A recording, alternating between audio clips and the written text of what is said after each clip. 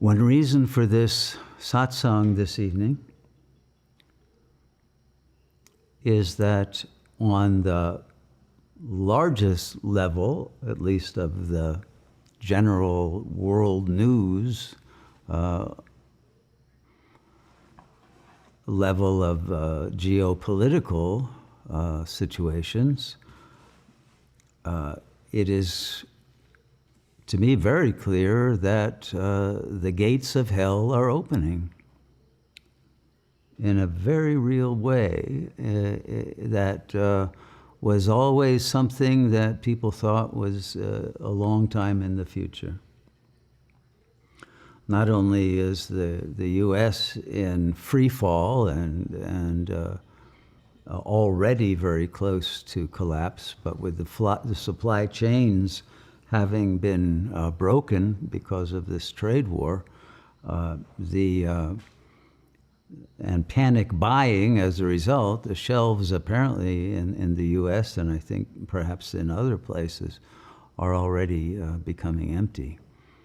And that situation will become extremely dire because it's not just consumer goods, it's almost everything, including medicines and spare parts for machinery and too many other items that we take for granted that we can buy that may no longer be available, and that may clearly affect us here as well. But in addition to that, of course, I'm sure everyone is aware that we are now in the last piece of the, let's say, the conflict puzzle has fallen into a nasty place with the on-rushing war between India and Pakistan, which could easily go nuclear very quickly. One of the things that's interesting about the global situation is that one side of each conflict is overmatched in a conventional sense by the other side. And that's true with Pakistan, which cannot fight or certainly cannot win a conventional war with India, which has officially declared, the Prime Minister declared they would deal a crushing blow to Pakistan. So they've already cut off most of Pakistan's water, drinkable water.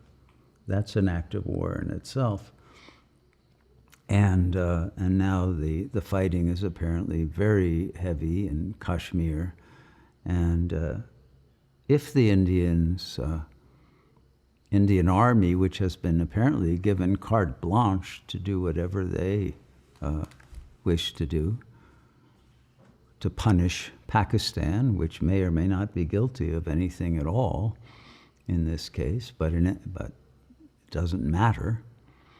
But in any case, the crushing blow, if it's a bombing or a land invasion, Pakistan has no way to defend itself except with its nuclear-tipped missiles. And so the odds of their being used in this case are very strong. And we should be realistic about the consequences. If there is actually a nuclear war, if it's even regional, it will create global consequences and very easily can spread. The same thing is true in the conflict between Russia and NATO, which Trump could not solve in a day or a week or a month or any of his promises. And when you can't make a deal to end the war, and as he himself has said about the Ukrainian fellow, that you have no cards, the U.S. has no cards except its nukes. It can't even conventionally stand up against Yemen. It's being humiliated. So the situation has reached that point where the final card will probably be played very soon. And of course, the trade war with China is the big war for the U.S. right now, and because the economy, when it collapses, it's not simply an economic matter. It will be a psychological and a survival matter, and it will create chaos, crime, violence of every kind, and desperation, which will increase the pressure to use war as a diversion from the problems in the domestic situation. And when the dollar collapses, which is quickly on its way, then that would be the moment that they would play that card. And the same is true with the situation with Iran, in which no deal can be made because the terms being offered are not acceptable. So we're in a deadlock, but a deadlock that will no doubt be broken by the final war. So we need to be very clear about the situation that the world is in, and to complete our mission of service to the world, but it has to begin by completing the mission of service of our own liberation from the delusion of being separate from the consciousness that is dreaming and manifesting all of this.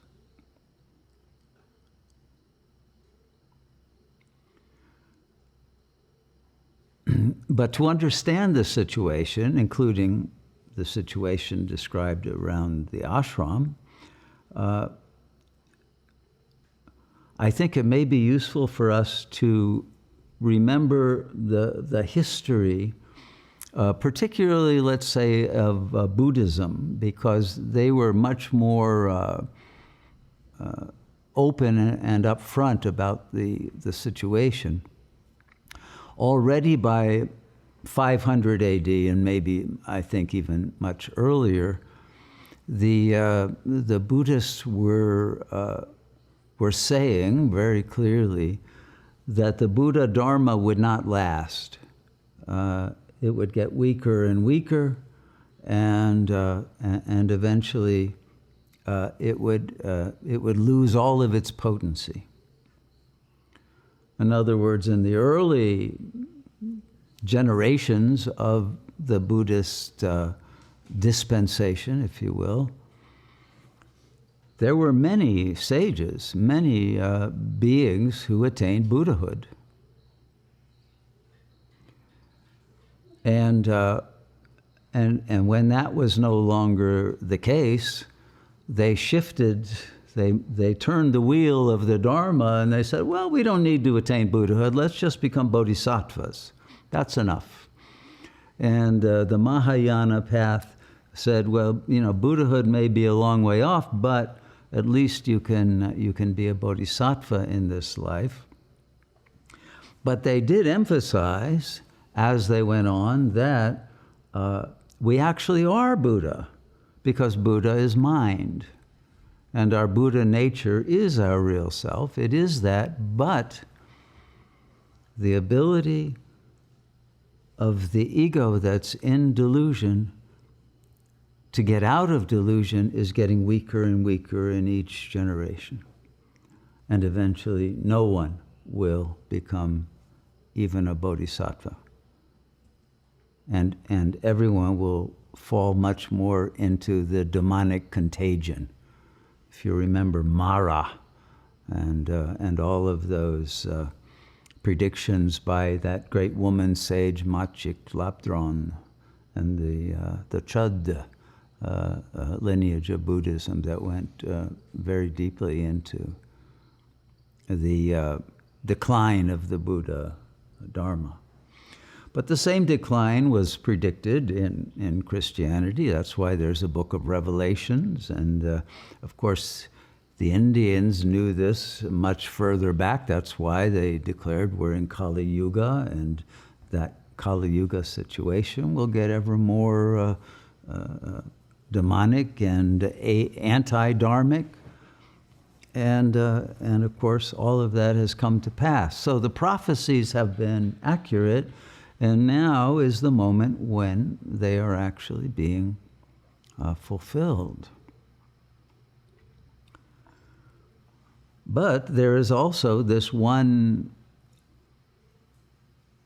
less known aspect of the Dharma, which is particularly emphasized by the yogis, which is that also at the end, there is a secret final yuga that is in superposition with Kali Yuga, but we call it Sangam Yuga because it's a confluence.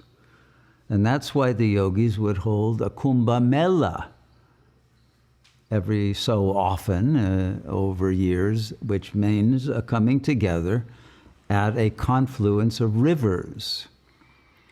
But the real river was always declared to be one that was invisible. But it's the river of the power of grace. That's the river coming out of the head of Shiva, the Ganga Ma. It's not just the river, it's not at all, in fact, the river with that name flowing through South Asia, but it is the river of consciousness that is destined to return to the ocean. And this is the moment when the meeting of all the rivers and the ocean of consciousness is to take place.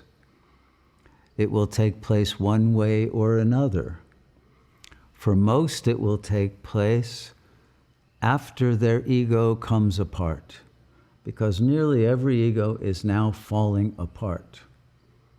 You can see that in the US government, even in the most, hilarious way, of the government falling apart, and the figurehead who thinks he's king of the world and should be pope, if you've been reading the lines he's been delivering, has perhaps has already realized that no one's buying it, and he can't make a deal to save his life, and all of his plans are going awry, and that the collapse is happening in a way that cannot be undone. So we're past the point of no return for the world. Not that there ever really was a return. That will come after the omega point. There will be one, but not in this timeline.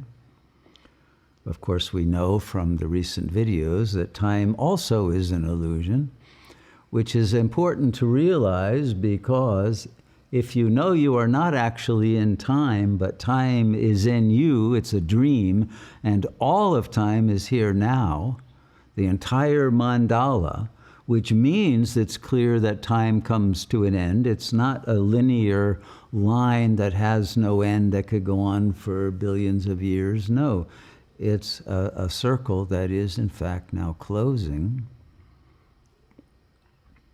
When you understand that, and you understand that you're not actually in Chronos time at all, but it's simply a dream, that a mandala, if you will, a thought in the mind of an infinite intelligence, the entirety of the universe from beginning to end. In fact, the biverse, because we know there's an antimatter universe that's here, but in a slightly different vibrational frequency.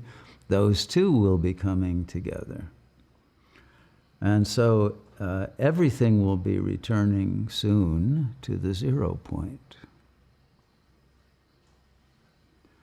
Now, every ego will fall apart before then, because they are all fractured, fragmented, split in too many ways, and they're fragmenting ever more every day under the pressures and under the tendency of egos to dissociate when they cannot control and when they cannot bear their suffering. And with every dissociation, every fragmentation, the consciousness becomes weaker and more internally chaotic and conflicted.